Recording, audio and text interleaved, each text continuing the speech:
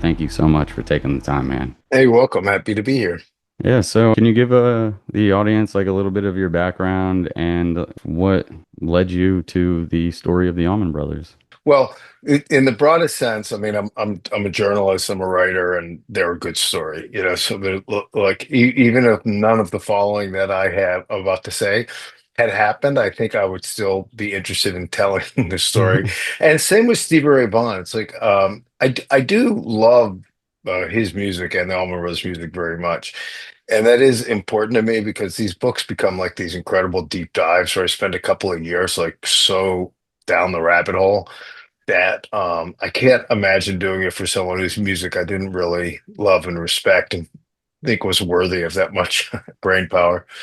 But both of them also, just like from the straight perspective of being a writer and telling a story, are great stories, like really compelling, full of dramas, ups and downs, beginning, middle, end, of lots of interesting, fascinating characters, especially the Allman Brothers. And Stevie's story is incredibly cinematic, but it is more focused on him, with everyone else being guest stars, so to speak. Whereas Yeah. the story of the Allman Brothers is a lot of stars. The center of the story changes all the time. But I grew up in Pittsburgh. For some reason, I was just super really into the Allman Brothers from a young age. Um, when I was in eighth grade, we had to write like a essay in school on a great American, and kids were writing about George Washington, Abraham Lincoln, and being Pittsburgh, Mean Joe Green, Chuck Noll, Roberto Clemente, Willie Stargell. And I wrote about Duane Allman, and I was like Oh, 12 or 13. Um, I wish I could like really explain why. I wasn't thinking about it all that much at the yeah. time. It was just what I did. I had an older brother who was really helpful, just like Stevie Ray with Jimmy, just like Warren Haynes has an older brother. He and I have talked about this a lot. How valuable it is to have an older brother or sister, like Cameron Crowe. It's pretty famous and almost famous. It was his older sister who got him listening to cool music. And when you have an older sibling, especially in that time, the 60s, 70s, 80s, 70s for me, when music was so central to culture, and you had an older sibling, they could get you listening to hipper stuff than like whatever was popular on the radio at the time, and like that most of your classmates were listening to. That was definitely the case for me. Yeah. And the Allman Brothers were one of those. So my brother basically like gave me a copy of Eat a Peach and was like, listen to this.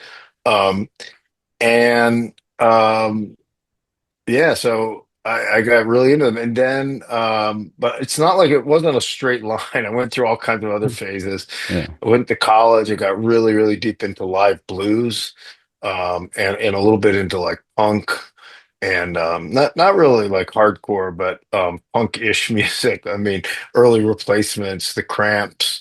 There was this a whole thing called Psychobilly. I was into this band, the Meteors and stuff, and but it was all sort of like I related to like punk and blues in the same sort of grassroots live music energy kind of way. Yeah. And I never quit listening to the Allman Brothers, but they quit being like so much of the focus of what I listened to. And then, when I was like just starting out my career, they reformed in 1989 and put out their first record of the new iteration in 1990, Seven Turns. And I just like threw myself at editors at this magazine I wrote for then called Tower Pulse, which was a freebie for Tower Records. It's actually a Oh. great magazine, and I wrote about them. So I like threw myself into that, and it was an indelible experience. It was definitely like the best thing I'd ever written at that time. To that point, I interviewed Greg Allman, Dickey Betts, and Warren Haynes and Alan Woody, who were the new guys, and Wow. wrote a great article. Definitely the best thing I'd written to that moment. And that article helped me get hired at Guitar World. Uh, and then I was like established as a guy. They thought of me as like this Allman Brothers guy. So, and that was in New York City right around that time. And the next year, the Allman Brothers started being in New York a lot because they started these runs at the Beacon that got longer and longer and longer. And I became I would write about them a lot. And Guitar World was really like if you had a relationship with someone, they would just keep sending you back. The normal thing with editors Yeah. is more like they would rotate. So I wrote about the Allman Brothers' last album. Next one, we'll give it to Alex because Alan's already had his say on them. But Yeah. Brad Plinsky, who was a great editor in the editor guitar world, really believed in relationships. So his thing was like somebody becomes your guy or your people, you just keep going back to them, and it's up to you to find something different to say. And there's some frustrations. Like I never interviewed Keith Richards, because Keith was someone else's guy, Oh or yeah. Jimmy Page and Eddie Van Halen. They were Brad's guys, in fact. Mm. But I had a bunch of my guys and the Allman Brothers, chief among them. And so I kept writing about them, and became really tight with Kirk West, who was the band's archivist and photographer and tour manager, and his official title was Tour Mystic because he did it Oh, all. cool. Yeah. He and I became tight. And so I started being at show backstage all the time. And he was sort of the segue from me being a journalist writing about the Allman Brothers to like an insider. Wow. And Greg and Dickey, especially the whole band, but especially Greg and Dickey, had been burned so many times by journalists. They were sort of paranoid. Um, and I was like the only guy in that era they trusted. And so I just kept writing. And then they started hiring me to do like official band things. I started working on archival releases with him. So it just happened. I mean, it wasn't like I never could have planned out any of it. Like if I had sat Yeah. down and tried to diagram, I'm gonna become like the dude for the Allman Brothers. It never would have worked, and I couldn't. And basically, I've done some pretty cool things in my life and my career, and all of them have sort of been that way. Just like follow my gut, follow my instinct, and I was a little slow on the uptake, really, of like, hey, I should write a book because I did that for like 25 years, 20 years or more of reporting. Yeah, the book came out in 2014, the first one Way Out. One way out. I've Yeah. done two books on the Allman Brothers. One Way Out came out in 2014, and I started writing about them in 1990. So it's 24 years. Uh, so a normal person probably would have figured out that they should have done that earlier, but that wasn't how I rolled. And the timing worked out for me because I don't think they were ready to cooperate, much earlier than when I actually did it. So yeah, one way out. Did that come around? Did that come out around the Peach Fest time period? Well, yeah, I think the first Peach Fest was in 2012. Could look that Oh, up pretty easily and figure it out, yeah, but yeah. I think it was 2012, and it came out in 2014. So I know I was at every single Peach Fest. I think there were 11 of them, and the first one, I was just sort of there, you know, in the crowd, maybe with a little VIP viewing or something.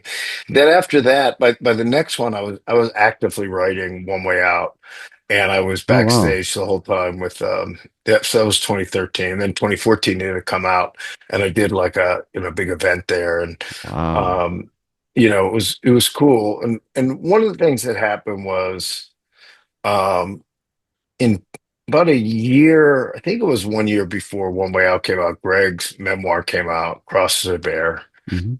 And when it first came out, I was sort of bummed, because I thought, well, I missed my moment here. And like now there's this Allman Brothers book and nobody's going to want another one. And I was totally wrong because on two fronts. One, it actually did pretty well. I think it was a bestseller. So it sort of showed the Hmm. publishing industry that there was more interest in this band than people thought. Um, and so I had more interest and ended up getting more money, you know, than I would have Yeah. without that success. And more money is great because you get more money, but it's also great because it allowed me, it's in advance. So it gave me more time. I could take more time on it, basically, Yeah. honestly. And I could spend, the author has to pay for photos.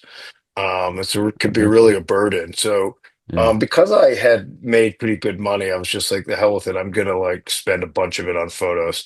And so I ended up with like 150 photos on one way out. Wow. And I never would have had the time to do that or the money without it. And all of that just made it a better book, is what I'm saying. So it's like I Yeah. spent a lot of the money that I got just in order to I invested it in the book basically.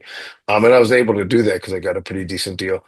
But the other thing is, some of the guys, especially Butch Trucks and J-Mo, the drummers, and Butch was more because this is their personality. Butch was more directly obvious about this. It took me a while to realize J-Mo sort of felt the same way. There were things in Greg's book that that people didn't like, and this is just pretty normal for a celebrity memoir. It's just their perspective on things. It's very Yeah. different than like a reported thing. I mean, I talked to like 100 people, and Greg just tells his story. It's just very different, Yeah. and it incentivized some people to want to talk and tell their side of things in a way that Interesting. I Yeah. had never would have anticipated or thought of. And again, because Butch Trucks was very outspoken and could be kind of strident and stuff. He was the one who just said it. He's like, "Let me tell you what really happened. God damn it!" And I was like, "Oh yeah, great." And Butch and JMO became like really central to my reporting and my writing of the book in a way that I wouldn't have anticipated before. And part of it was because as the drummers, I think nobody ever really asked their opinion that much. No, Yeah. people don't talk to the drummers that much. Yeah, they do feel Um, forgotten about a lot. yeah, yeah, and they were really happy to have someone asking their side of things. So they got really invested in it, and that's like the Peach Fest was what reminded me. Like at that second Peach Fest before the book came out, but while I was writing it, I was totally backstage everywhere as Butch and JMO's guest, and I was with them the whole time, and they just Wow. they just wanted to talk. They wanted to tell me their stories. Um, and it, was an amazing thing. And I had a great relationship with Butch. I was really, really deeply saddened when he died in 2017 Yeah. by suicide. It's like it still haunts Mm. me. Something that like anybody who's ever lost someone to suicide, which sadly I think is pretty much everyone. Yeah. Um, it leaves you with such a hole and so many questions and feelings of guilt and what could I have done? What did that, should I have seen this coming? All that stuff. And that's the case. And then JMO is the last surviving original member, and he and I have become really close. And in the last year, since April 2024, he's been playing gigs with my band, Friends of the Brothers. Yeah. Um, so it's pretty incredible. Just like I said about the book, um, or the getting becoming an inside Allman Brothers insider. I never could have like mapped this out. It's like, I just went with it and followed my instincts. And even with Brothers and Sisters came out 9 years after One Way Out. And partly because it took me like 5 years to be like, I should do another book. And I realized, there was a lot more to tell. And I wasn't trying to like capitalize on, oh, people know me for this and I should, which makes sense. It's not like, but it just took me a long time to come around to that because I just thought, well, I did my book on the Allman Brothers, Yeah.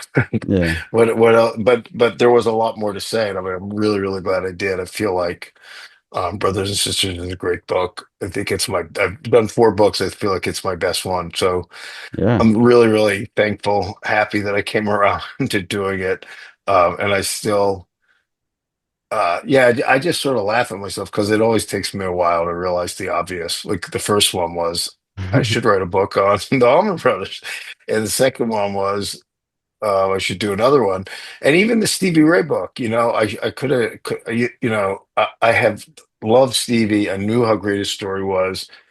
Unfortunately, never interviewed him. He died just before I started working at Guitar World, but I had done a lot of Okay. writing about him and got to know his brother Jimmy really well. And I got to know Chris Layton and Tommy Shannon and Reese Winans Wow. from Double Trouble, and then a bunch of the other associates of him and stuff. So, um, yeah, yeah, ultimately, that was sort of a no-brainer that took me a while to realize also. And I collaborated on that one with Andy Aladort. He's a Mhm. longtime friend of mine. He's also in my band Friends of the Brothers, so we've done a lot of stuff together. Oh, that's cool.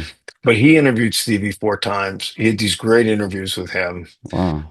And I had used quotes from those interviews in some of my Guitar World stories. And so once I decided to write the book on Stevie, I wanted his interviews. You know, Mhm. I didn't know if he was ready to commit what it was going to take to write a book. And so I basically called him up and I was like, hey, I want to use your interviews. Um, we can work out like a licensing deal or we could write it together, if you Yeah. want. And he Yeah. he wanted to do it. He was all in. So that's how that ended up happening. Yeah, that's so cool. Yeah, and writing a book with another person it has its ups and its downs. I think it was hard at times to figure out. Sometimes we would clash over things. It made everything slower, because instead of just doing something, you have to do it and then discuss it and then maybe. Yeah. And so it slowed things down a bit. But I think the only thing that matters to you being the reader, not you personally, but Yeah. is it made it better. It really made it better because every word, everything in the book had to like pass by an editor as it was being written, kind Hmm. of like we challenged each other. Yeah, I like an questioned iron him on sharpens things he iron. wanted to put in. He questioned things I wanted to put in or take out or whatever, or this section's done, no it's not. We should go deeper on whatever, like Yeah. everything had to be justified sort of. And so again, that could be a pain and it was sometimes tiring. Like I know this is right, I don't want to have to explain it. Yeah. But if you're in a collaboration, you have to explain it. You have to be in agreement. And I guess there's some things that we just either, I did that he knew was right, he did I knew was right. But a lot of things we just hammered out and talked about. So more laborious process, but a better product in the end, more so I feel really good Yeah. about that one too. Well, I think yeah, that's it's really cool that you kind of collaborated with him to do that. I think it's really important that like people like you are the ones like kind of putting out these types of books on these bands because there is that love and that like a genuine excitement for the band that like comes through the book. Like when you're reading it, man, it has me, listening to the Allman Brothers like all day now again. Like I Oh, did when I great. first got into them, man. It's yeah, I really, really miss the music too. And that's one thing that I kind of like brought me back into was your writing. So it That's great. Thank you. really, Yeah, I yeah, think I really think well that done, man. I think anyone who reads my books, my work with any thoughtfulness or whatever can tell that I have a passion for this and I really care about it. Hmm. And I try not to be what's the word? I think it's hagiography, like when something is just like so rose-colored glasses. I mean, I'm pretty straightforward, and there's a lot of things that they did, that the individuals did that I think are kind of fucked up, and just they made bad decisions in their personal life and their band life, Yeah, and I think I'm pretty honest about that. Like yeah, I'm not just like a fanboy. I try to be pretty critical. I'm a writer. And I do the research and like I'm honest about what I find. yeah, Um, and it was interesting with Stevie, like he for a big chunk of his career, he was such a mess. Like I knew that, of course, but I didn't realize how much until I wrote the book. And a lot of people have commented that with me when they read the book, like, oh wow, I knew Stevie was messed up, but I didn't know how much. Um, but it's like you can't tell the story of Stevie without conveying that. And part of the reason was he almost died in 1986, and then he went to rehab and he cleaned up and he took it really, really seriously. And he came through it. I think the first year or so of that was really difficult for him. You know, it was a daily struggle. And then he settled into it and really embraced it. And it was really, really important to him. He talked about it a lot. And he made incredible music. And it also makes his death all the more tragic. I mean, if he had Yeah. died of an OD or from his abuse in '86, it would have been really tragic. I mean, Yeah. terrible. The last 4 years wouldn't have happened, and but it would have been a different kind of tragedy. But the fact that he saved himself, got cleaned up, turned the corner, was in a healthy relationship, was making this incredible music, was Yeah. happy in his personal life, and then died in this like stupid fluke accident is just worse to me. It's Yeah. I just mean, a it's terrible tragedy. like you said, just how he kind of reinvented himself when he got Yeah. sober and he had just a new energy. Not many people get through that and kind of come out of that like he did there, which does like I Well, agree, it does make it all that more tragic. what everyone who we talked to so many people who were close to him, and what they all said was like he was the same person. He was just a better version of it. And when his life was such a mess, he messed things up all the time, and he could be incredibly frustrating to deal with. I mean, anyone who's ever had to deal regularly with an addict knows. I mean, it's really frustrating. It's really, really difficult. That doesn't mean that they're Yeah. like evil. They just become unreliable, and they're serving the addiction above and beyond anything else. And so, and that's just how it is. Um, but um, but he always was sort of kind, thoughtful person. And once all the other stuff got out of the way, he was like exceptionally so. Um, and so it's I don't know. It just adds to the tragedy. I mean, Yeah. I felt it so acutely when I was writing the book. I mean, I put off having to write the chapter about his death like as long as I could.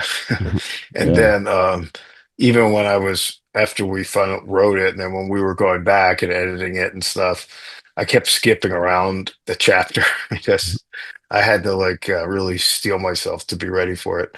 Um, but I wanted, I felt like I don't know how conscious I was while I was doing it, but ultimately I felt like it was important. Like if I didn't feel that way, how was the reader going to feel that way?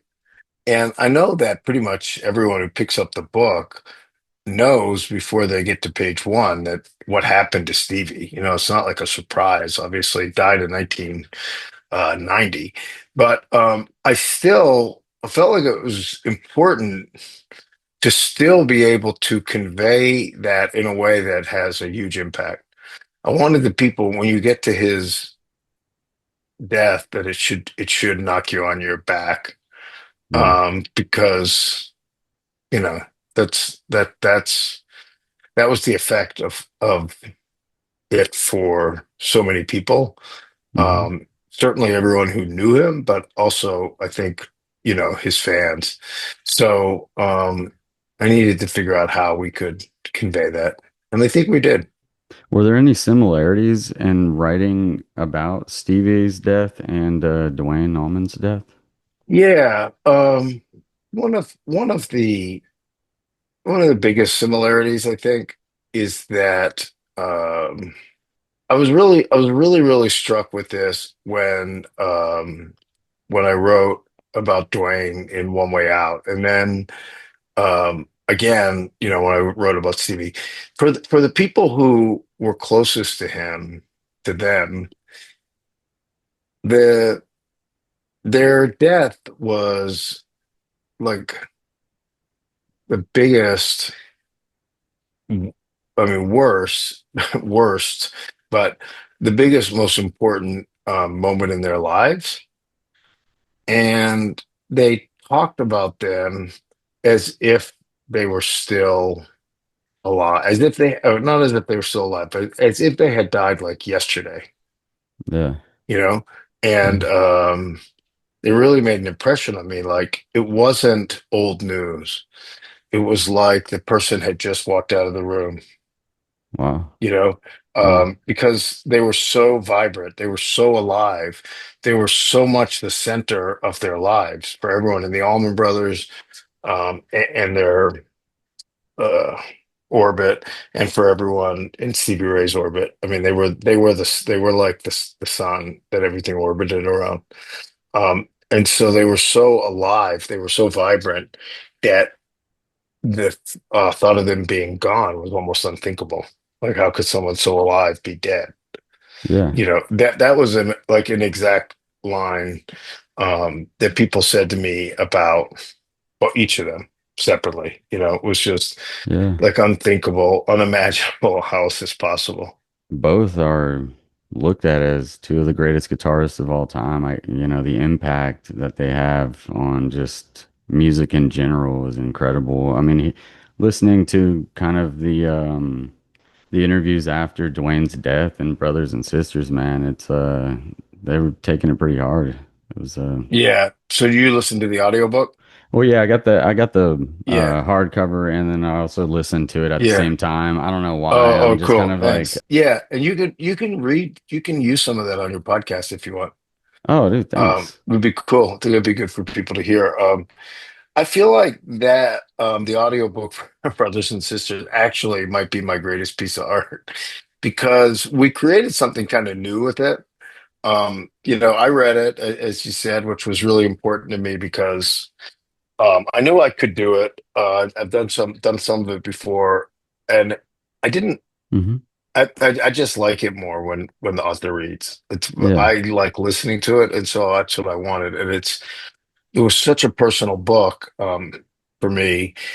But what you're talking about, just to let people know, so there's like 40 clips of interviews with the actual guys. It's really cool. I think it's really unique. I can't Hmm. say for sure. We did something all sort of similar with Texas Flood because it's an oral history where it's all in quotes. And when we did the Okay. audiobook, we had a bunch of different. I with the One Way Out audiobook, they just had one dude read it, and I was like, "There's so many different voices. It's kind of weird." So luckily, they agreed with me. And so on Texas Flood, like Andy and I took turns reading the chapter introductions. We both did that. Hmm. And then they had an actor read most of it. They had a woman actor and a man actor, and the woman, reading the women's voices.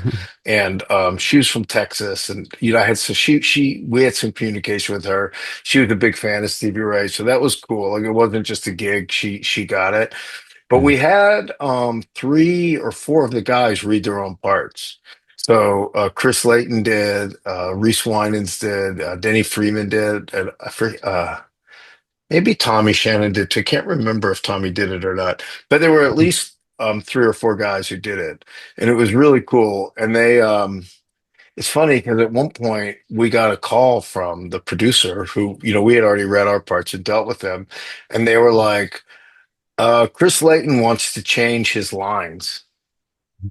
What should we? And I'm like, let him change it. It's his words. Like, we didn't make it up, but I told, I mean, that's the only downside to reading it myself is like, I got to, because it was too late to change it. Yeah. And I got to certain things where I'm like, oh, I don't like that sentence as much as I thought. And so I did a little bit of like minor editing myself. And I just told them, I was like, look, I'm the author. I should have done it this way in the book. I missed that line could have been better, and I'm going to go with this. Yeah. And I found some mistakes, which was a little painful, and one that was inserted by the editors that really pissed me off, Oh, and a dang. couple that were mine. They were mostly like minor things, but I Yeah. kept a little notebook. And I was making note of them, and it was too late to change them in the book, but they were changed immediately in the ebook, and then they were changed in the second printing of the book. But that's the only downside of doing it. Like reading the whole thing out loud, you get deep under the hood. I mean, Yeah. I'll read out loud. I'll when I'm editing my own writing, I'll often read something out loud to see how it feels. Hmm.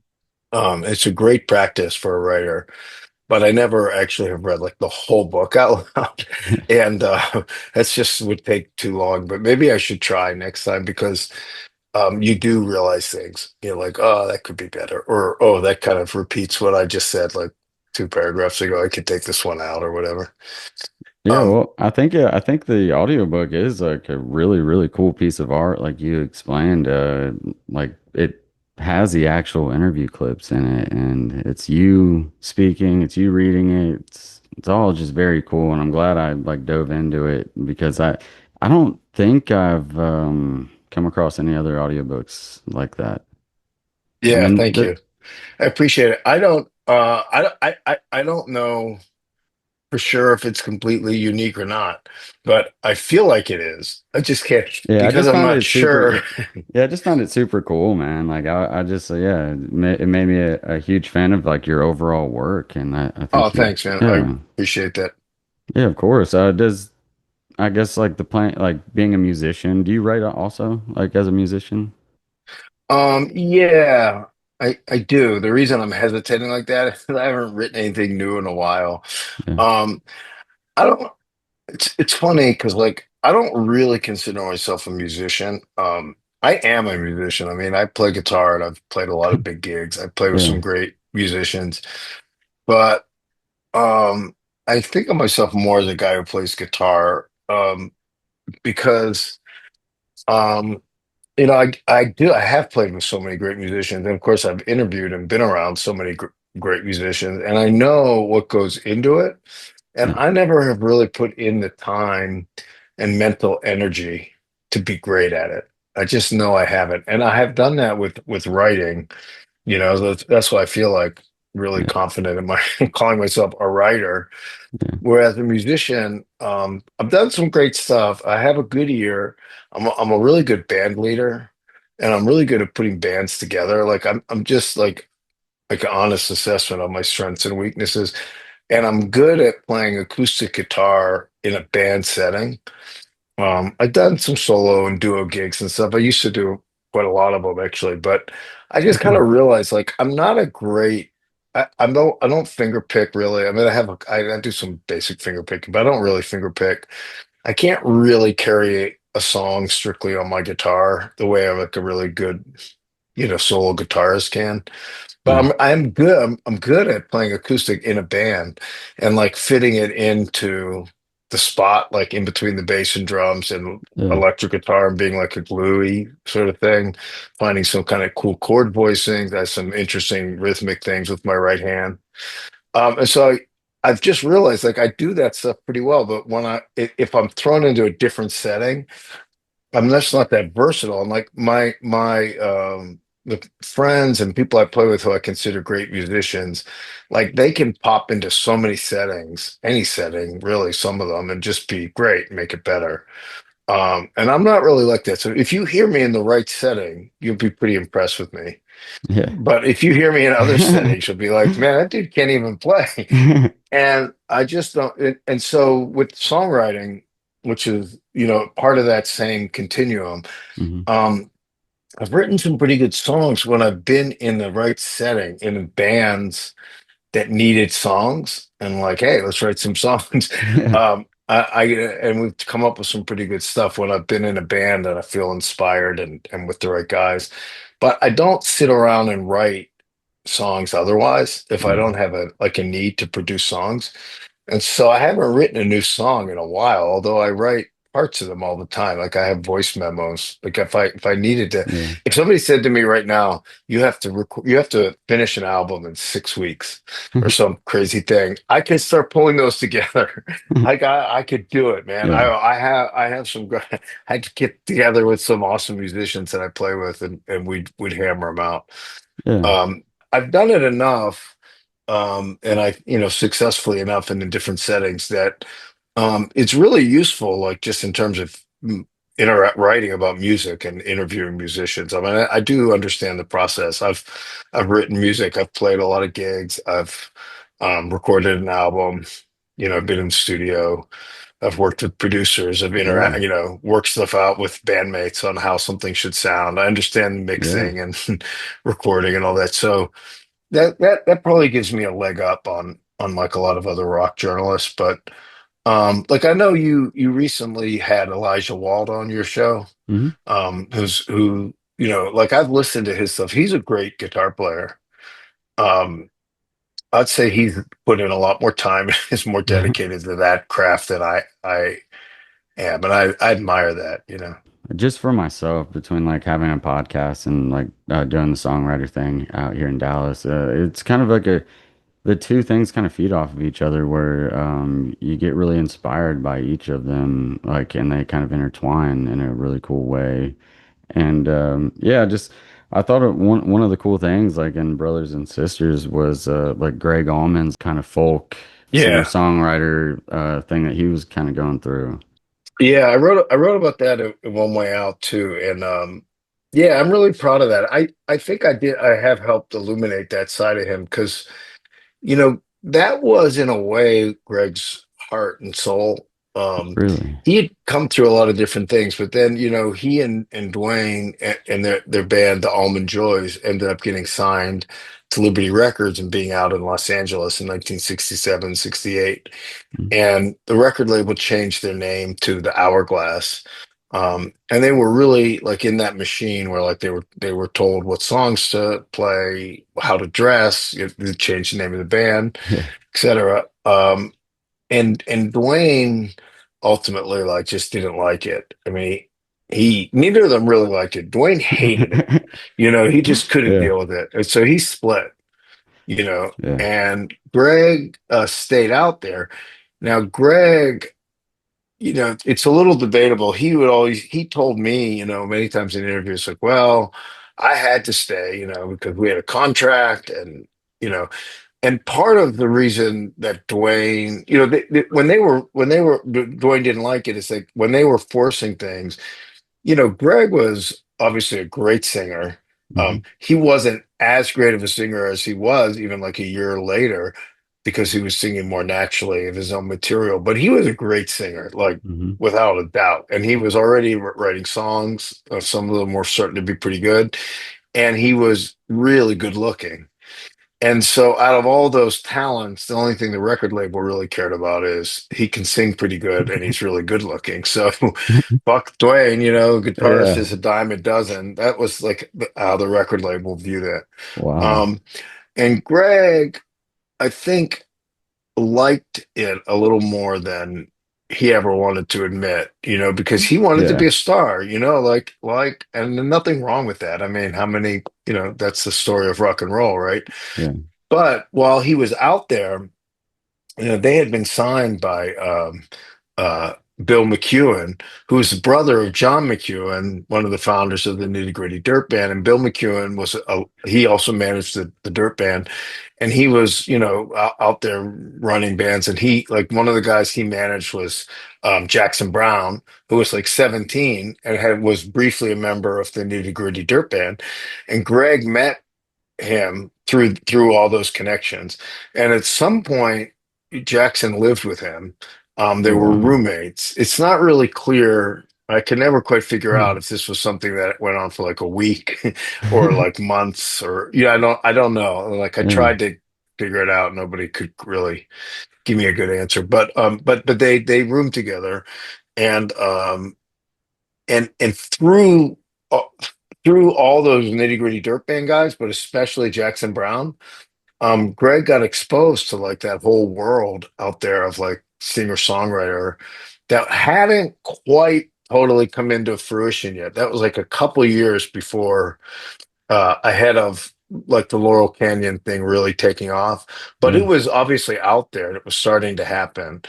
And if the Allman Brothers never happened, if Dwayne hadn't called and said I got this band, come here, because Greg was the last guy to actually join. Yeah. Yeah, and When yeah, you explained like if Dwayne thought like Greg's the only yeah, person that can sing in in this yeah, band. That was super yeah. cool. Yeah, that was so cool to And if Dwayne never does that and does it, I think Greg stays in LA and makes go as like a singer-songwriter. you Oh know, my like God. wearing turquoise and finger picking. He was a great finger picking Wow. acoustic Yeah. guitarist. Um, he would go through periods where he did it more or less. And so, you know, that's like a rough discipline. You got to work on it, you know. So like sometimes he'd be a little rough at it, but Hmm. he was really good at it. He did like Travis picking with finger picks. And yeah, you can find really easily cool version of him doing Come and Go Blues that way, acoustic. There's a couple really cool ones that are on YouTube and stuff. Yeah.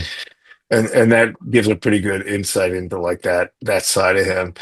So yeah, it's pretty interesting. Like that was really where he was coming from. Now he had loved since he was a kid, you know, Ray Charles and Bobby Blue Bland and Little Milton. Those were his like three vocal idols. Hmm.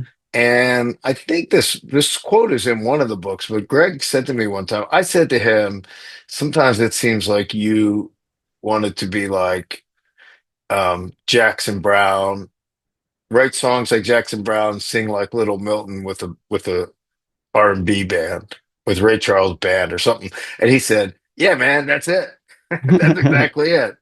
And like it comes from you know, at first glance or first time you hear that, that sounds kind of wild, right? Because you think of Greg as like this rock and roll blues guy, you think of One Way Out and whatever, but actually, like, think about Melissa, think about even Midnight Rider, think Hmm. about Come and Go Blues, and you know, much, especially his solo stuff, like Multicolored Lady these days.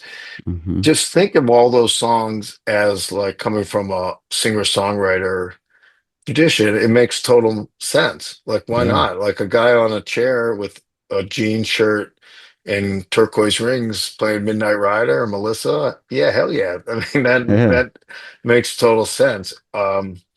So yeah, I mean, Greg contained multitudes, but that was part of it, and he wasn't as much into all the jamming and stuff. You know, that was more of the Duane thing, and you Interesting. know, in later years when he had the Allman Brothers Band and the Greg Allman Band going simultaneously, because the Allman Brothers, especially in their last, I don't know, bunch of years, were touring less and less.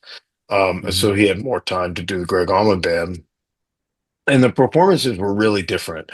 You know, he had a horn section in that band, and even though he would perform some of, you know, fair amount of the same songs like Midnight Rider, Melissa, One Way Hmm. Out, but they were really different in his solo band, and they didn't. There Yeah. wasn't nearly as much jamming. It was more like a structured song thing. That's sort of where he was coming from.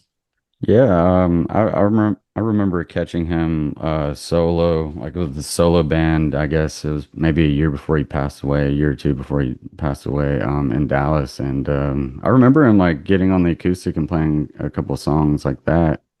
Yeah, just incredible voice. I think the power and that soulfulness with all the blues, but then he also has like this like really, really softness to that, that really Yeah, makes his voice and, unique. yeah, and he, you know, if you Well, I think Greg's pretty unanimously viewed as a great singer, but to Yeah. really appreciate it and understand it and appreciate how high he sang and some of the notes he hit, if you are a performer at all, just try to learn some of his songs. And Yeah. even if you're never gonna like sing one in public, take the time to like sit and try to learn it.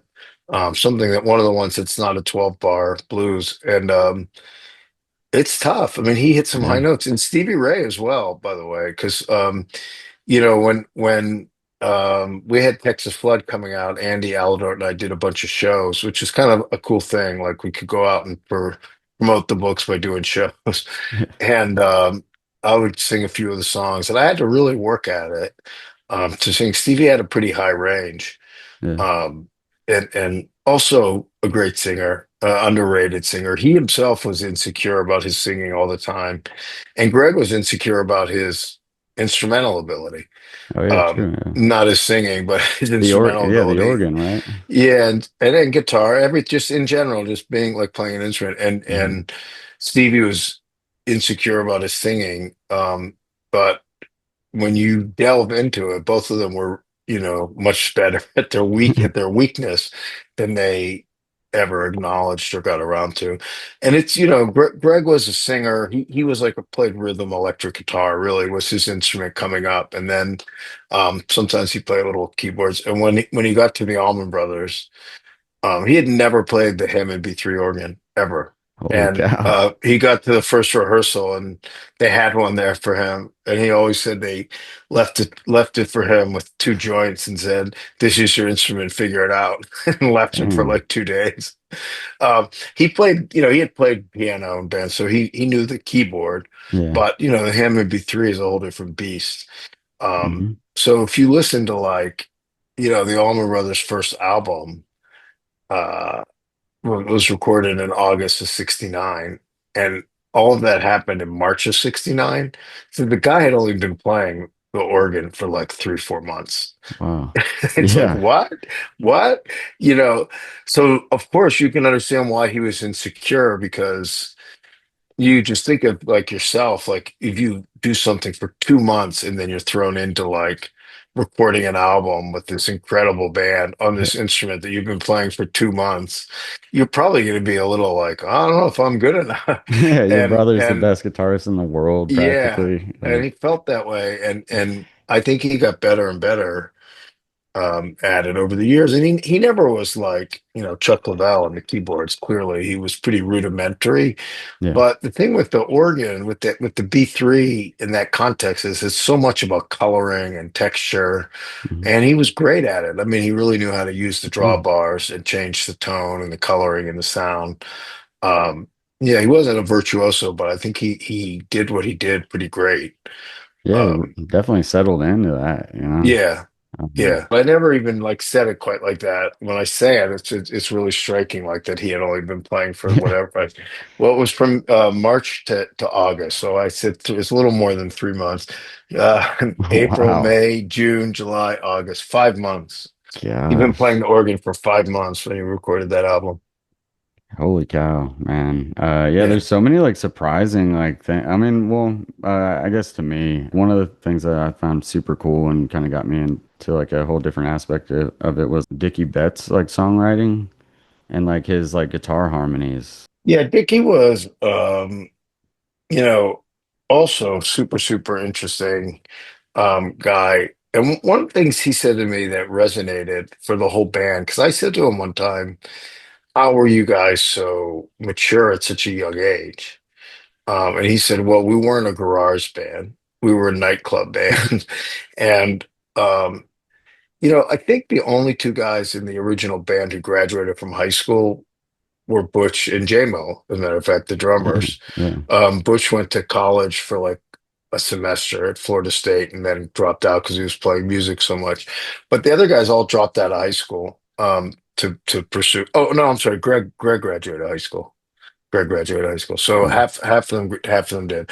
But uh, Duane and Barry Oakley and Dickey all dropped out of high school to pursue music full time. And Dickey literally ran away and joined the circus. He was in like a band in a traveling circus, and they played like, I don't know, I have the number in the book, but something like 10 or 12 shows a day, like half Yeah. hour shows. And so that's how he got so good. So I mean, and Blaine dropped out of school when he was 14, as did Jimmy Wow. Vaughan, by the way. And just played music, and he would do anything, any gig. And he always was on Greg, like, "You're a wussy, why are you still in school? You have no faith." That's what he used to say to Greg. "You have no faith in your ability. Like, we're going to be stars. We don't need to do this." And their mother, basically said to Dwayne, like, "Back off. Like, you don't Yeah. need to finish high school," but he does. And she wasn't happy about him not finishing high school. She tried. She sent him off to military academy, and he just split. So obviously, not a dumb guy. Yeah. Like Jimmy. I mean, it was a different era, so it's not like these Yeah. guys dropped out of school because they were too dumb to be in school. They dropped out of school because they were too obsessed with playing guitar. But my point of what I was saying is because they had dropped out of school, they were full-time musicians by the time they were like I think 15 for Duane, 16 for Barry Oakley and Dickey, Wow. 14 for Jimmy Vaughan, and about 17 for Stevie. Stevie Ray Vaughan never graduated high school either, but he made it to his senior year and then quit. So Okay. um, I don't endorse this, for other people's kids, Yeah. by the way, but Go to it honestly school. was a different era, so Yeah. it wasn't as crazy of a thing to do, although it still was pretty crazy. Um, Yeah. and but they really had miles under their on their tires, by the time they got around to things, even as young as they were. So, and they were just really mature cats. I mean, I'm talking about how Greg only played organ for 4 or 5 months when they recorded their album, but he was like 21 and he wrote Whipping Post Yeah. and Black Hearted Woman and Every Hungry Woman and Dreams. These are like heavy songs. They're not like Yeah. they're like complex and heavy and dark subject matter. So it's a lot. He had been through a lot. He had a lot going on. So um, it's hard. It's hard to explain how it Well, all happened, but yeah. it is important to understand that they had been through a lot of stuff. Yeah, it all makes sense because it's like, how are they like at this level at that young of an age, like 21 or 22? And it, like you bring up and lay out in the book, they've been doing it since, they dropped out of high school at 14, 15, 16 and started doing it in nightclubs, from then on. It's Yeah. Well, and they were really good. yeah. They had this like special talent um, from the start that was apparent. That's how Dwayne and Greg ended up with their record deal out in Los Angeles. I mean, the details of what the label tried to do with them was pretty absurd.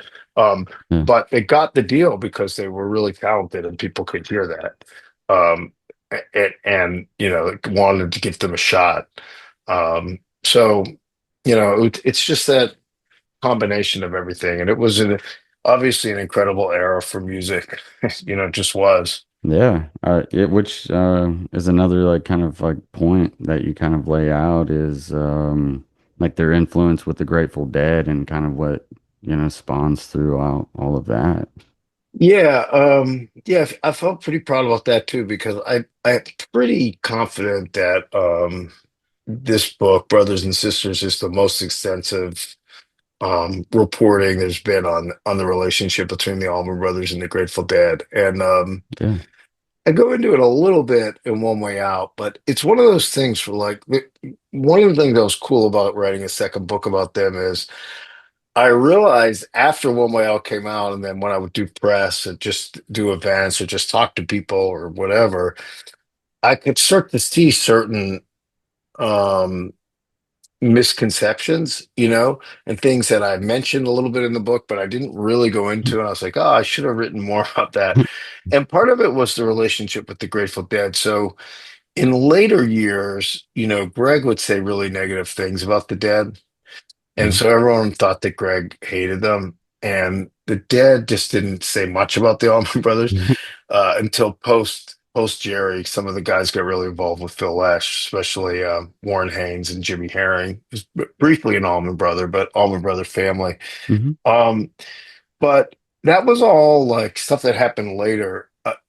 In real time, from when they first met in '69 until through '73, which was Watkins Glen, where they together did the largest concert ever in America, 650,000 people. They were really close, and Yeah. they were on the verge of like doing a lot more together, and then it just kind of all fell apart. So like in '74, the Grateful Dead took the year off from touring; they were on hiatus. And then as they started coming out of that in '75, the Allman Brothers were kind of falling apart. Then in '76, and what precipitated their breakup, and this is all really detailed in Brothers and Sisters, Greg testified in a drug trial of their, well, basically his like security guy, one of the road managers, Scooter Herring. Hmm. And a lot of people in rock and roll really turned on Greg I quote in there, there was an interview with him in Rolling Stone in '76, right after they had broken up. And in the intro, the stuff they basically say, Greg Allman may never play again because he's so Dang. ostracized. Like nobody will ever go see him or book him again. At some point during that period, it was reported by some people that Jerry Garcia called Greg a narc on stage or a Jeez. rat. And I've never heard a recording of that. I've never talked to anyone who says they directly heard it.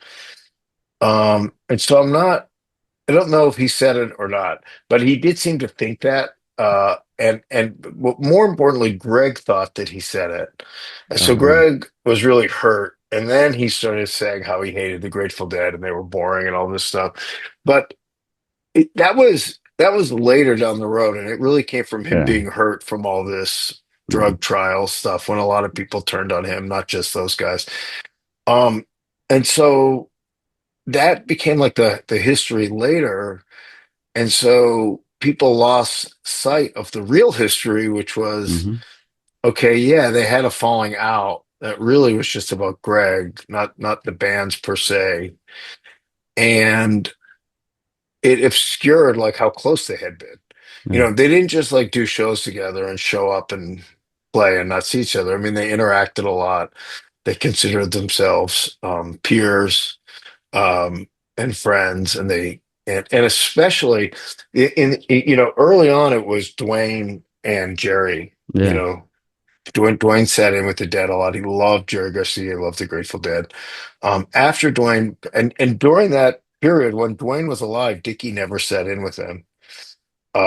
Dickey wasn't a big hangout guy, you know, he was more Yeah. private, and so like he'd play a show and he'd split. Um, but that changed too. And then in later years in '73, '74, Dickey and Jerry played together all the time and they Oh, loved each other. You know, musically, there was a real kinship, and they're pretty similar. You know, I think anyone who's a guitar player could hear yeah. that. You know, they Hmm. both were guys who had come from an acoustic background.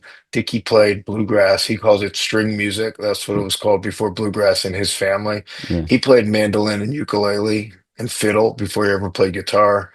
And Jerry didn't have that family background, but he came up from playing banjo and bluegrass bands, and so both of them did something pretty unusual for the time. It's less unusual now because of people copying them. But they would play these major key scale in settings that are usually minor key scaled, and so they would play basically like acoustic and or bluegrass licks through on an electric guitar in a rock and roll setting. Yeah. um you know it's a little different, and even if you're not a musician, just think of what Dickey Betts sounds like on his solos and think of what Jerry Garcia sounds like. And yeah, Dickey told me one time like that when he heard the Dead for the first time, because remember they were recording by I think their first album was '66, '67. They were together in '65, so they were recording, putting out albums before the Allman Brothers ever formed. And Dickie told me, like, when he heard the Grateful Dead, he said, "Oh shit, this guy has the same idea as me, and he's doing it first." You know, so they related to each other and had this kinship. So yeah, I felt really good. I feel really good about brothers and sisters bringing that out and helping Yeah. people see that and understand it more. Yeah, I didn't expect it to kind of like go there, which I mean I love the Grateful Dead and being a fan of both groups. I mean it's really really cool like history behind it all and like the love that Jerry Garcia had for Dwayne and vice versa and how they looked at each other and stuff and the respect between them. It's really cool to read. Yeah, thank you. I appreciate that. Yeah, it's like one of those things that I knew that I should have put more in One Way Out, you know. And then when it came Yeah. out, and I would talk to people, and just over the years, I realized like how much people, even who are really big fans of both of the bands, didn't know that. And I had a really interesting conversation with Justin Kreutzmann, who's Bill Kreutzmann's son, you know, the founding drummer of the Hmm. Grateful Dead. Yeah. And Justin is actually a really cool filmmaker. and a cool guy I've become friendly with. I don't think we've never met, so but Mm. we're online friendly, and Yeah. he was so fascinated when he read all of that stuff. Um, about the what caused the split. And he told me, he said, this explains so much. Like I grew up hearing kind of negative things about Greg and the Allman Brothers in the Grateful Dead community. And I pushed him a little, and he said, well, it wasn't really like my dad or the band members, it was the crew, like the Grateful Dead crew, and it's another similarity that the Grateful Dead and the Allman Brothers had, is that their crew had sort of outsized influence. um, their crew were almost like members of the band, in terms of, controlling the culture and being sort of respected and whatever. Like they weren't just guys who Yeah. were hired and paid to move an amp or tune a guitar or build a stage, or all those things that they also did, as that's part of the job of being a crew. But Mhm. they were really like part of the family.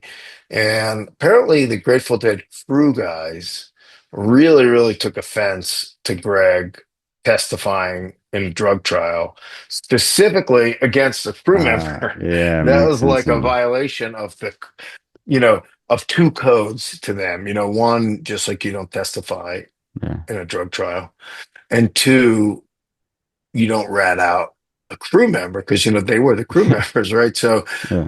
um, yeah. So Justin was like, "Yeah, I have such a better understanding of like where this vague negative feelings I always grew up hearing about Greg came from. Now it makes sense." Um, but it's funny because in I think it was in 1993, 94, I was at Guitar World. I had this idea.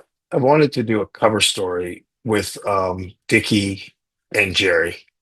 And Mm. we did a lot of that at Guitar World where we matched up two guys, sometimes, peers, sometimes it was like a father and son kind of thing. Like Yeah. we had James Hetfield from Metallica interview Tony Iommi.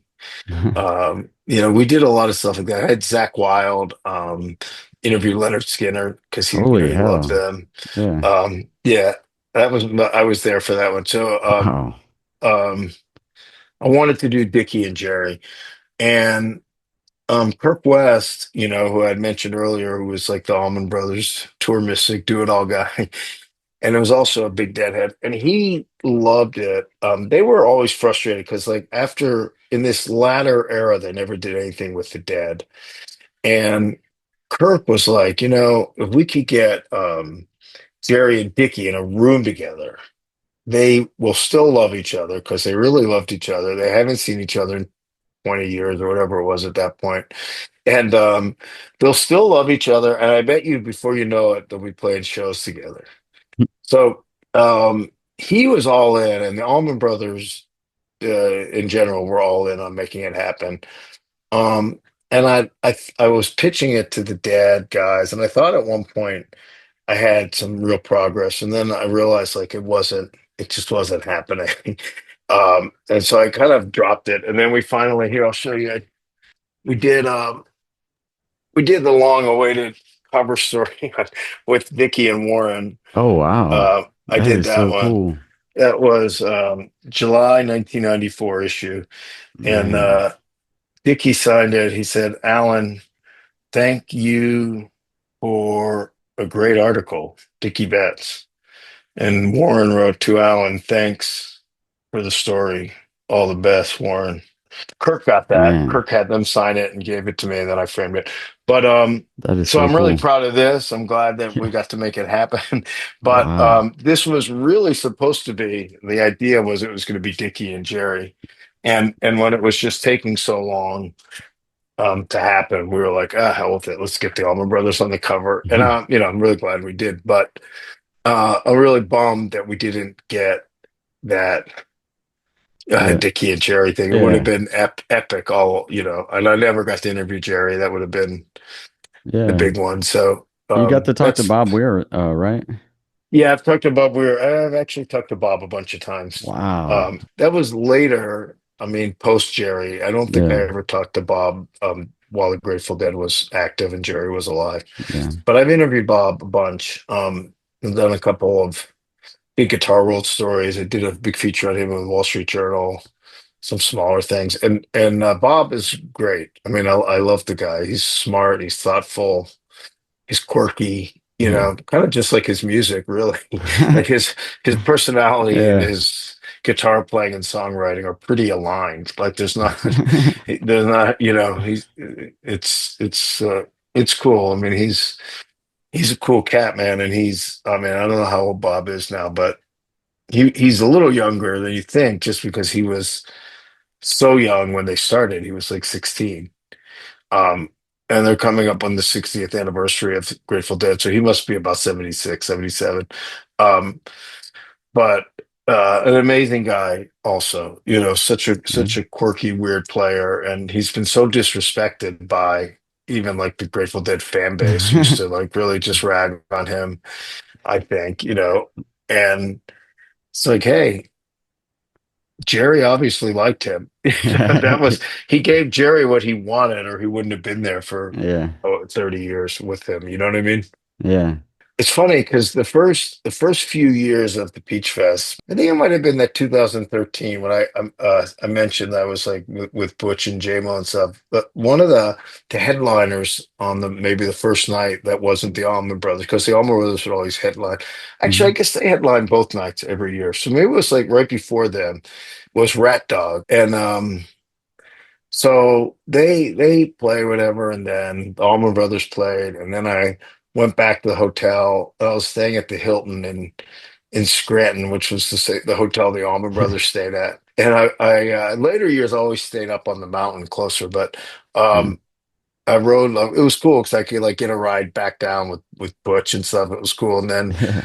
I go back to go up to my room, and I walk by the bar, and all of Rat Dog is in the bar, including Bob. Dang. Oh my Uh, God. and so I veer in there, and it was close to like last call. Like I got in there right before last call, and I had a drink, and I was just hanging, and then I rode the elevator up with Bobby, you know, That is and freaking awesome. Bobby ended up having a little bit of a drinking problem. Like a year or two after that, I think he collapsed on stage at the Oh Capitol gosh. during a Yeah. further show and went into rehab and stuff. So I don't want to like glamorize his drinking because like Yeah. not too long after that it became a problem, and I Yeah. don't think he drinks at all anymore.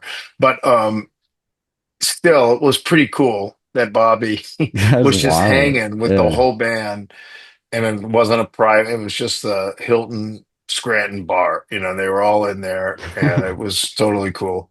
And I walked in, and I knew a couple of the guys, but it's not like I was a super insider or anything. I was basically just a guy with some, loose Yeah. connections to a couple of the people, and I had a drink and hung out with them. So anyhow, it was really cool. It's a good memory, and I do think it's cool um, that Bobby was still just like a guy who was hanging out with his band and Yeah. and fans or whatever. He wasn't like he didn't need an exclusive club, or he didn't like ask them to shut the bar for the band or whatever. He was just Yeah. chilling.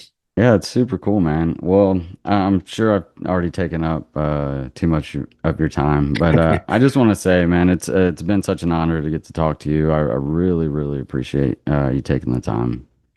Yep, you got Seriously. it, man. And keep Um, going. I love anyone who supports live music and, music with integrity, and keep going, man. Keep doing of it. course, man. Is there anywhere like maybe your website to where people can find your work or the best place to kind of Yeah, buy it so I'm from? in the process of revamping my website, which will be hopefully a lot better soon. It's kind of just a placeholder right now, but it's Mm-hmm. alanpaul.net.